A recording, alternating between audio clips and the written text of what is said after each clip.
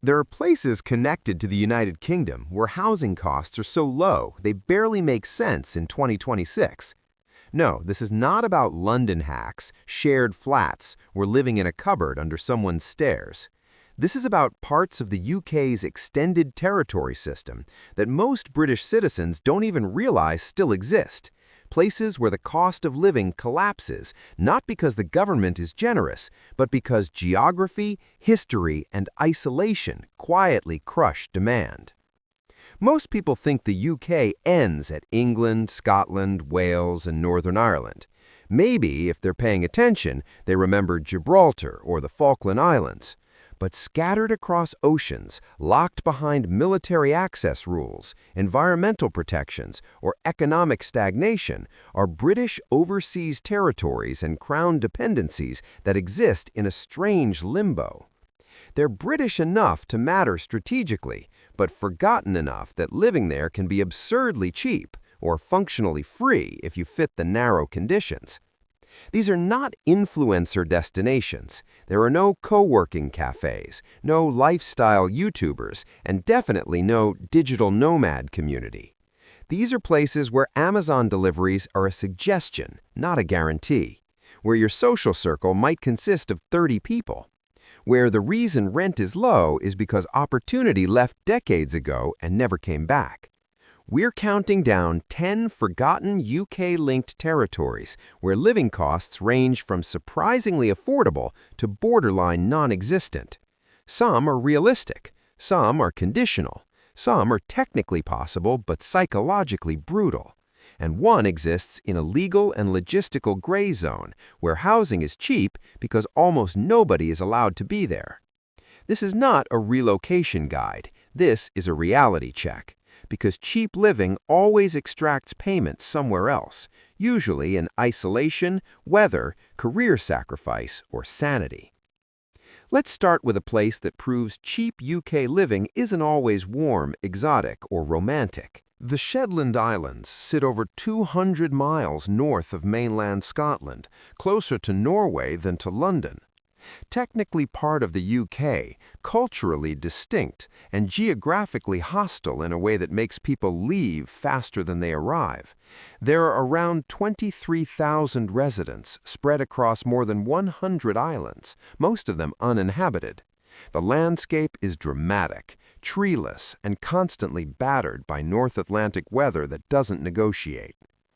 Shetland is one of the few places in the UK where housing affordability isn't a myth. You can still find houses under £120,000. Rentals regularly sit between £500 and £800 per month, numbers that sound fake to anyone paying London rent. In some smaller communities, long-term lets struggle to find tenants at all. So why doesn't everyone move there? Because Shetland extracts its cost differently. The local economy is narrow. Fishing, aquaculture, oil-related services, public sector jobs, and some renewable energy projects dominate employment. If you're not working remotely, in healthcare, education, or skilled trades, job options dry up fast. Wages are not London wages. Career mobility is limited. Once you're in, you're in. Cost of living is a mixed bag. Housing is cheap, but almost everything else is more expensive. Groceries cost more because most supplies are shipped or flown in. Fuel is expensive. Electricity bills can sting, especially in winter when daylight drops to a few hours and heating becomes non-optional. And then there's the weather. This is not a bit windy. This is sustained, aggressive wind that shapes buildings, behavior, and psychology. Trees don't grow naturally here. Flights are frequently delayed or canceled. Ferries don't sail when the sea decides it's done cooperating. People plan life around weather windows, not calendars. One resident described it bluntly: Shetland is cheap because it is relentless. The darkness in winter is real. Seasonal affective disorder is common enough that locals treat it like weather, not illness. Summers bring almost constant daylight, which sounds nice until your sleep cycle collapses and you realize blackout curtains are mandatory. Healthcare exists, but specialized treatment requires traveling to mainland Scotland. That means flights, planning, and delays. If you're used to convenience, Shetland will reprogram your expectations. But here's the part nobody tells you. If you can handle isolation, weather, and a slower life, Shetland can feel like a financial loophole. Some people live comfortably on incomes that would be unworkable anywhere else in the UK. Remote workers with mainland salaries often find their housing costs drop by more than half overnight. Community ties are strong, crime is low to the point of irrelevance, children walk alone safely, doors are often unlocked.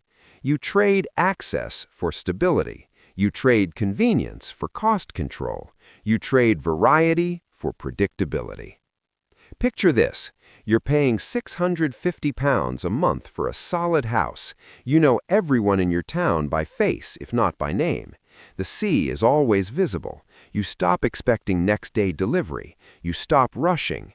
But you also stop pretending this is temporary, because leaving Shetland is easier than arriving, and most people who stay long-term do so because they've accepted the trade. Shetland is not cheap because it's undervalued. It's cheap because it demands something most people can't give: tolerance for isolation, weather, and a life where excitement is optional. And this is just the beginning, because if you think this is remote, the next places make Shetland look connected. In the next part, we move far south to a UK territory where housing is affordable, taxes can be shockingly low, and the real cost is living somewhere that exists in constant geopolitical tension. Gibraltar is one of those places most people think they understand, until they actually look at the details. On paper, it sounds like a cheat code, a British overseas territory at the southern tip of Spain, no VAT, low income tax, English-speaking, Mediterranean weather, and somehow housing costs that don't completely obliterate your bank account compared to London. So why doesn't everyone move there? Because Gibraltar is small, crowded, and permanently caught in a political tug-of-war that leaks into daily life in ways people underestimate. Gibraltar is just 2.6 square miles. That's not a metaphor. That's smaller than many UK housing estates. Around 34,000 people live there, stacked vertically into dense apartment blocks carved around a massive limestone rock. There is no countryside, there is no suburban sprawl, there is only density, vertical living, and the ocean. Housing prices look cheap only in context. Compared to London, yes, rents around £900 to £1,400 for a one-bedroom can feel like a bargain. Compared to Spanish border towns, it's expensive. Property ownership is limited, and demand stays high because land literally cannot expand. The government builds upward because there is nowhere else to go. But here's the thing that keeps costs from exploding completely: turnover. A lot of people come to Gibraltar temporarily. Finance workers, online gaming and gambling professionals, military staff, contract workers. They arrive, save money, get tired of the claustrophobia, and leave. That constant churn prevents prices from behaving like a typical Mediterranean tax haven. Cost of living beyond housing is manageable. Groceries are cheaper than mainland UK in some categories. Fuel is significantly cheaper. Alcohol and tobacco are famously low cost. But variety is limited. You don't shop around much in Gibraltar. You buy what exists. Work is concentrated in a few industries. Financial services, online betting companies, shipping, and government roles dominate. If you don't fit into those sectors or work remotely, job options are narrow. Salaries are decent, but competition is intense because the workforce is small and highly specialized. Now let's talk about the real catch: the border. Gibraltar shares a land border with Spain that exists in a state of constant political tension. On a good day, crossing takes 15 minutes. On a bad day, it takes hours. Border delays are not rare, they are part of life. Your commute, your groceries, your weekend plans, all of it can be disrupted by diplomatic mood swings you have zero control over. After Brexit, uncertainty became permanent. Agreements get announced, renegotiated, delayed, and quietly ignored. Residents learn to build buffer time into everything. Flights from Gibraltar Airport literally cross the border runway. When the border slows down, everything slows down. Healthcare is decent but limited. Serious medical cases are often treated in the UK. That means travel, planning, and waiting. You live with the understanding that this is not a place with redundancy. Social life is tight-knit and insular. Everyone knows everyone or knows someone who knows them. Privacy exists, but anonymity does not. This works well if you integrate. It works poorly if you want to disappear. And yet, Gibraltar remains financially attractive. If you qualify for its tax residency programs, your effective tax rate can be dramatically lower than the UK. For certain professionals, that alone offsets housing costs entirely. You can be paying rent, but effectively keeping far more of your income than you would elsewhere. People who make it work describe Gibraltar as economically efficient, but psychologically intense. You save money, you live well, but the walls close in. The rock is always there, both literally and metaphorically. Picture this. You're sitting on your balcony, the Mediterranean is calm, Morocco is visible across the water on clear days, your tax bill is a fraction of what it used to be, but you haven't left the territory in 3 weeks because border queues have been unpredictable and the same streets loop endlessly beneath you.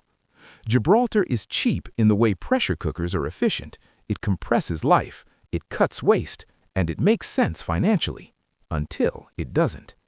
And Gibraltar is still connected, still accessible, still civilized. In the next part, we go somewhere where cheap housing exists because the UK quietly handed over responsibility and then stepped back. If you want to understand how cheap living can exist without anyone rushing to claim it, Tristan da Cunha is the perfect example. This is not just remote. This is one of the most isolated inhabited places on Earth, and it exists under the British flag in a way that feels almost accidental. Tristan da Cunha is a British overseas territory in the South Atlantic with a population of around 250 people. There is no airport, none.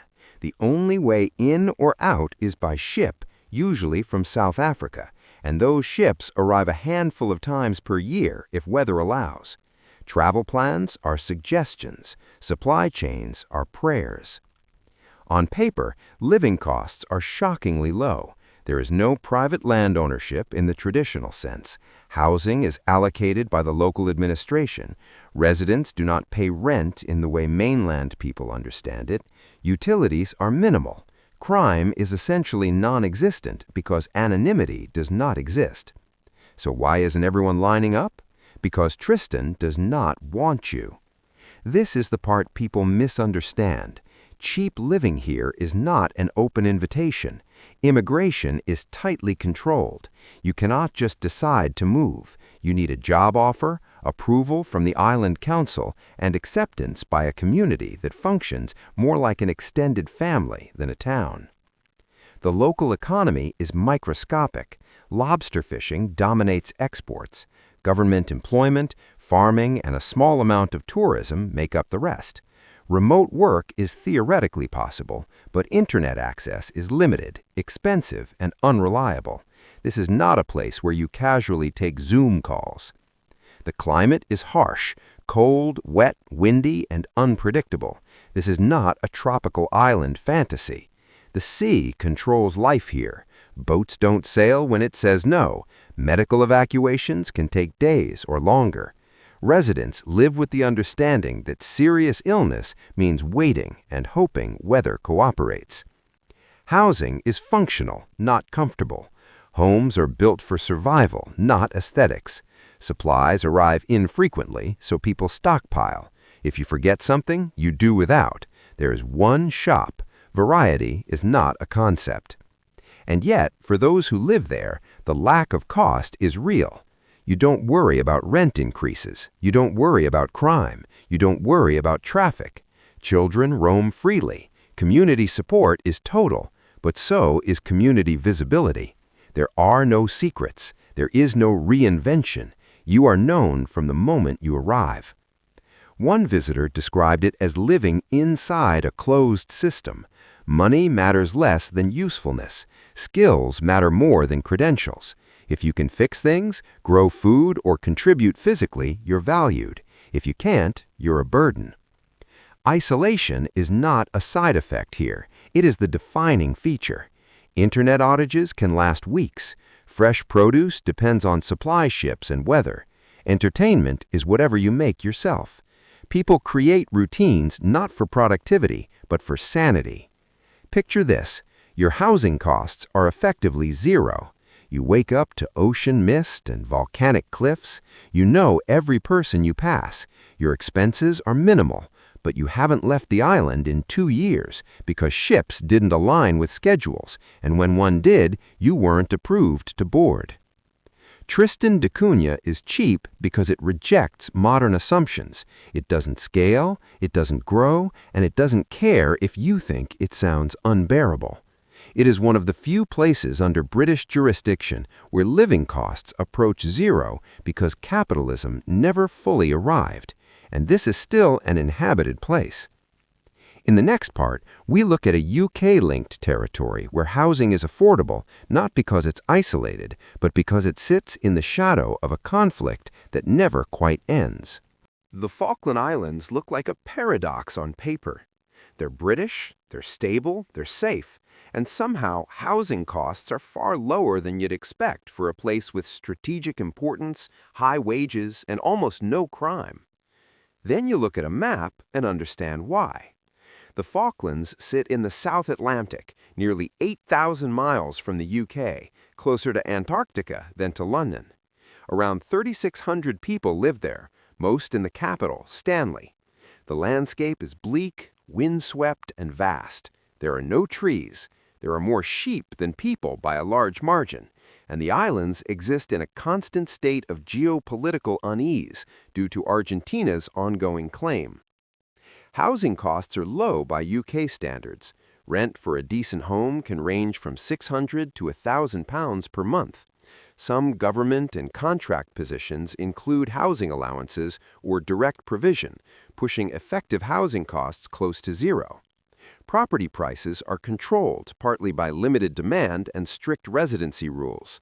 You cannot simply buy and move. You need permission, employment, and often government approval. The local economy is oddly strong for such a small population. Fishing licenses generate massive revenue. Government jobs pay well. Construction, healthcare, education, and logistics are always in demand. Unemployment is extremely low. Wages are often higher than comparable UK roles. So why is housing still affordable? Because turnover is constant. People come for contracts, they make money, then they leave. Long-term settlement is rare because life here is narrow. There is no city sprawl, no hidden districts, no variety. Stanley is the center of everything, and once you've seen it, you've seen it. Cost of living is high for goods. Almost everything is imported. Groceries are expensive, fuel is expensive, flights are expensive and infrequent. You do not casually pop over anywhere. Leaving requires planning months in advance. Healthcare exists, but serious cases are evacuated to Chile or the UK. Weather regularly disrupts flights. Winter is dark, cold, and unforgiving. The wind is constant enough that people stop mentioning it. Then there's the military presence. British forces are visible and permanent. Exercises happen. Infrastructure is designed with defense in mind. Residents live with the quiet awareness that the islands matter strategically because of a war that technically ended decades ago but never fully resolved. The psychological effect is subtle but real. You live normally, but with the understanding that your home exists in a contested space. Most days it doesn't matter. Some days it does. People who stay long-term tend to be highly practical. They value safety, income stability, and community over variety and excitement. Crime is so low it barely registers. Children walk freely. Neighbors rely on each other. Picture this. You're earning a solid salary. Your rent is £700. Your savings grow faster than they ever did in the UK. The landscape is raw and quiet, but you've accepted that leaving means planning, weather delays, and the awareness that you live somewhere most of the world only remembers during anniversaries of conflict. The Falklands are cheap not because they are undesirable, but because they are demanding. They require comfort with isolation, weather, and a geopolitical shadow you don't control. And this is still a place with roads, shops, schools, and jobs. In the next part, we cross into a territory where housing can be effectively free, but only if your employer owns your life while you're there. Ascension Island is one of those places that barely registers in public consciousness, despite sitting under direct British control.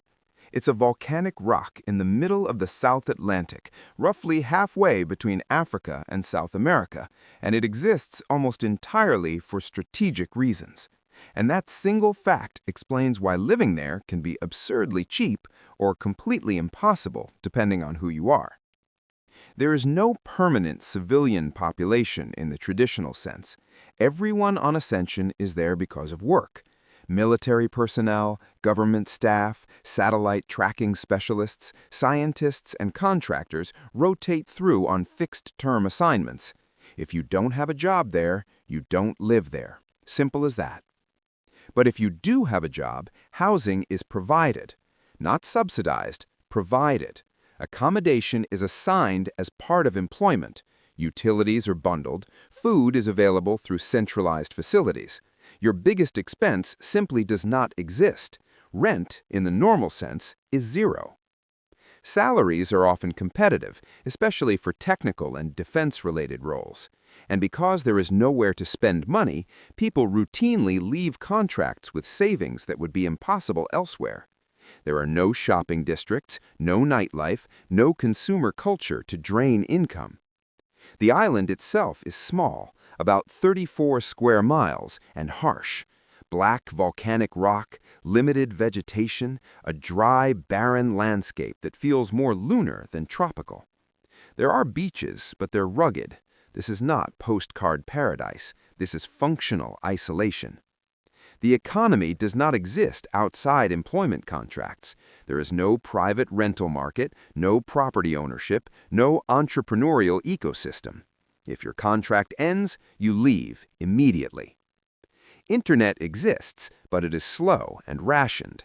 Entertainment is self-generated. People hike, work out, socialize in small circles, and repeat. Medical facilities are basic. Serious issues require evacuation, which depends on weather and flight availability. Community dynamics are intense. Everyone knows everyone because there are only a few hundred people on the island at any given time. Social conflicts don't fade, they echo. Relationships form quickly and collapse just as fast under the pressure of confinement. One contractor described Ascension as the easiest place they ever saved money and the hardest place they ever stayed sane. No bills, no rent, no commute, and nowhere to go when routine turns into monotony. Picture this. Your housing costs are zero, your paycheck lands untouched in your account. You finish work and walk home under a sky with no light pollution. The ocean is nearby. But you've walked every road, met every person, had every conversation, and you still have 6 months left on your contract. Ascension Island proves that free housing isn't generous, it's transactional. You trade autonomy for cost elimination. You don't live there, you're stationed there. And Ascension is still active, staffed, and functioning. In the next part, we move to a place even more restricted, where housing is free, costs are zero, and almost no one is allowed to stay long enough to call it living. Diego Garcia technically belongs to the United Kingdom, but almost no one you meet will ever say they live there. It's part of the British Indian Ocean Territory, and unlike every place before it, Diego Garcia does not pretend to be a civilian settlement at all. There is no housing market because there is no public. The island is leased to the United States military and functions as a strategic base in the Indian Ocean. Everyone on the island is either military, government, or contracted support staff. No families, no tourists, no long-term residents. You are there to serve a purpose, and when that purpose ends, you leave. If you are assigned there, living costs drop to nearly zero. Housing is fully provided, utilities are covered, food is subsidized through base facilities, transportation is internal. There are no bills in the way civilians recognize them. Salaries are often higher than equivalent roles elsewhere because of hardship allowances and isolation pay. On paper, it looks like the cheapest place under UK control. In reality, it is the most controlled. The island is small, flat, and surgically organized. Movement is regulated, access is restricted, internet is limited and monitored. Communication with the outside world is possible, but never fully private. There is no local economy because there is no local population.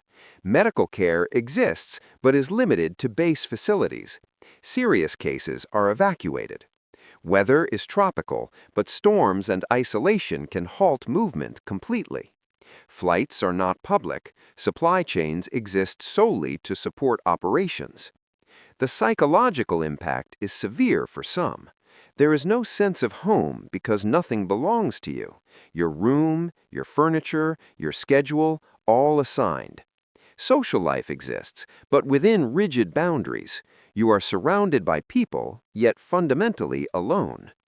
This is not cheap living. This is cost elimination through total structure.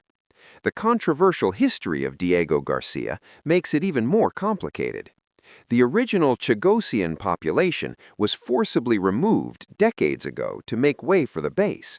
That absence is the reason living is cheap today. There is no civilian claim to land, no housing demand, no market, because people were never allowed back. Picture this. You save almost all your income, you have food, shelter, and safety, but you cannot stay. You cannot invite family, you cannot build anything lasting. When your assignment ends, the island erases you. Diego Garcia is cheap because choice was removed from the equation entirely, and it exists as a functioning territory. In the next part, we shift away from military control and into a place where living costs are low not because of restriction, but because demand never recovered after decline. When people talk about the UK, they usually picture London, Manchester, or maybe Edinburgh. They do not picture the post-industrial towns of Northern Ireland that time quietly moved past, and that's exactly why living there can be shockingly cheap. This isn't about war zones or isolation. This is about economic scars that never fully healed. Outside Belfast, many towns were built around single industries, shipyards, manufacturing, textiles. When those collapsed, nothing replaced them at scale. Young people left, investment slowed, demand for housing never came back. As a result, rent and property prices in some areas are among the lowest in the entire UK. You can find full houses renting for £400 to £600 per month. In certain towns, property can be bought for prices that barely cover a London parking space. These are not ruins, these are functioning towns with roads, schools, shops, and hospitals. So why are they cheap? Because memory lingers. The Troubles officially ended decades ago, but the psychological imprint remains. Some towns are still divided along historical lines. Murals still mark territory. Tension isn't constant, but it never fully disappears. Outsiders sense it immediately, even when locals barely notice anymore. Employment is limited. Wages are lower than mainland UK averages. Job markets are small and competitive. Remote work helps, but broadband quality varies. If you lose your job, options are not plentiful. Social life is tight-knit to the point of suffocation. Everyone knows everyone. Newcomers are noticed. Acceptance comes slowly. You don't blend in, you're absorbed or rejected over time. Crime rates are generally low, but incidents flare around anniversaries, parades, and political events. Most residents navigate these rhythms instinctively. Outsiders learn the hard way. The upside is real stability in daily life. Community support is strong. Cost of living is manageable. There's no rent panic, no bidding wars, no constant fear of being priced out. Picture this. You pay £450 rent for a full house. Your commute is short. Your neighbours know your name.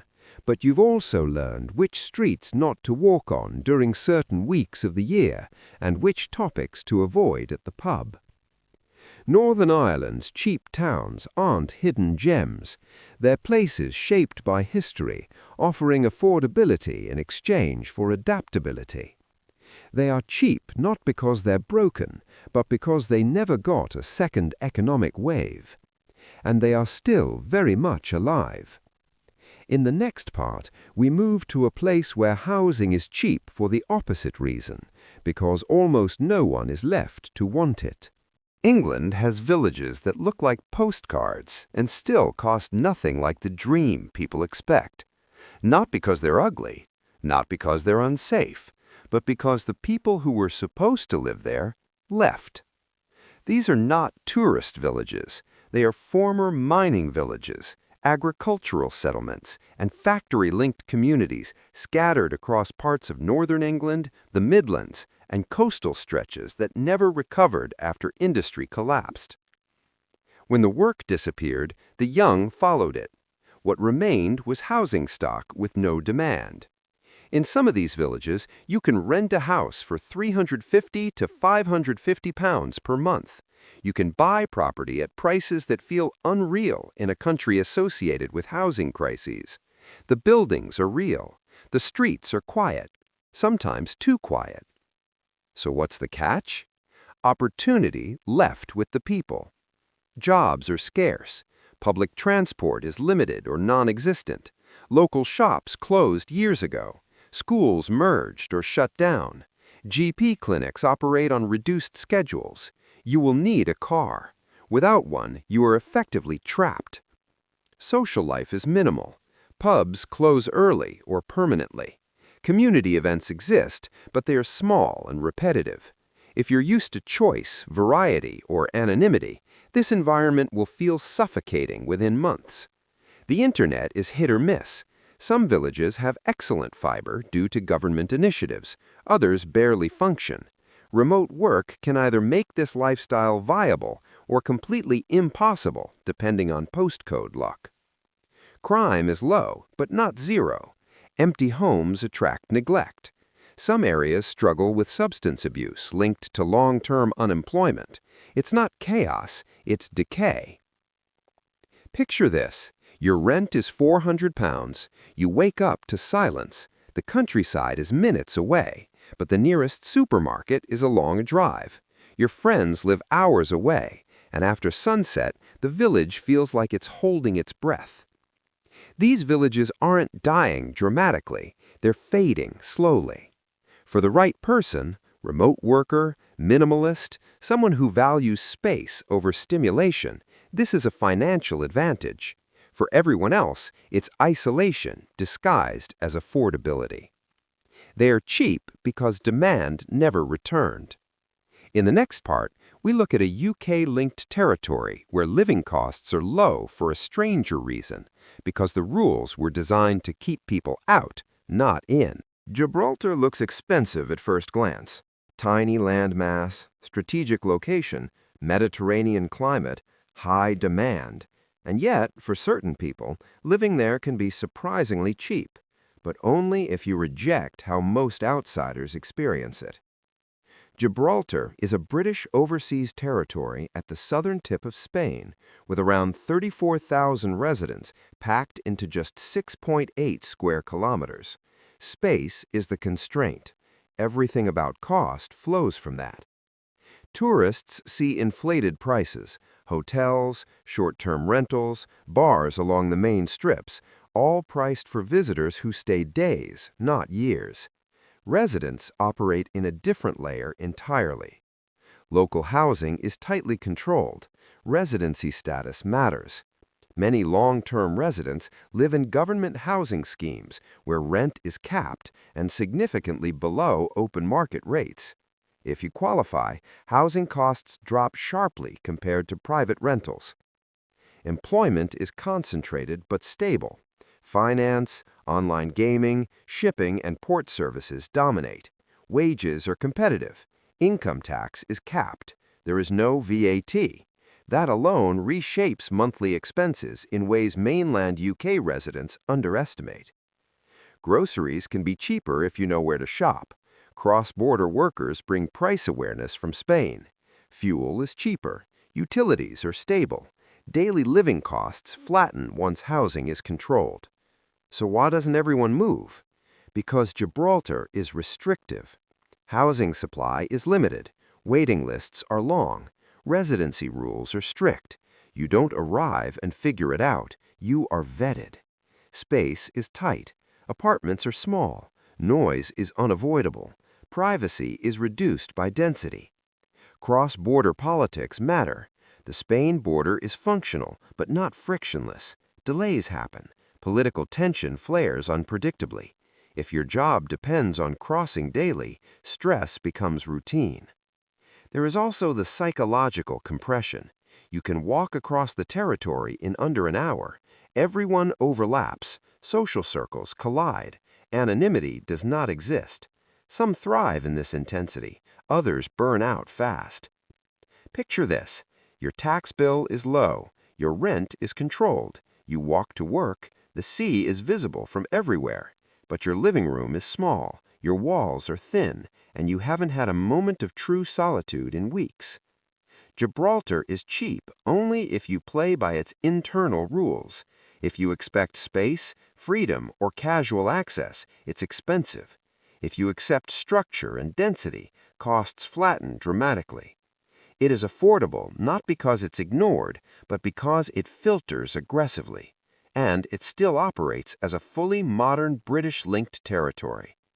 In the final part, we pull all of this together and look at the uncomfortable pattern behind cheap living under the UK umbrella.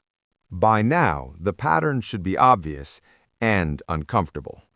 Cheap living under the UK umbrella does not happen by accident. It is not a reward. It is not generosity. It is the result of trade-offs most people quietly refuse to make. Every place we looked at follows the same rule. When choice goes down, cost follows. Tristan da Cunha is cheap because you can't just arrive. The Falklands are affordable because isolation filters out casual settlers. Ascension Island erases rent by erasing civilian life. Diego Garcia removes cost by removing autonomy. Northern Ireland's towns are cheap because economic momentum never returned. England's shrinking villages cost less because demand died. Gibraltar only works if you accept density and restriction. None of these places are bargains in the way YouTube thumbnails pretend. They are pressure systems. Housing becomes affordable when growth stops, when movement is controlled, when history scars demand, or when systems prioritize function over comfort. Every pound saved is paid for somewhere else, in isolation, limitation, oversight, or opportunity loss. This is the lie most videos sell. They show price tags without showing friction. They talk about rent without talking about exit costs. They show empty roads without explaining why they're empty. They celebrate silence without acknowledging loneliness. Cheap living is never free. It is prepaid with compliance. The UK doesn't have hidden utopias where cost magically drops.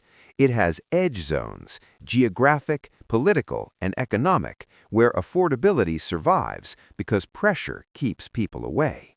If you are adaptable, unromantic, and honest with yourself, some of these places can work. You can save money, you can build stability, you can disappear from the rat race. But if you are chasing comfort, choice, and excitement at a discount, you will fail. That isn't cynicism, it's structure. Affordability is not about finding the right place. It's about deciding which constraints you can tolerate. And most people never answer that question honestly.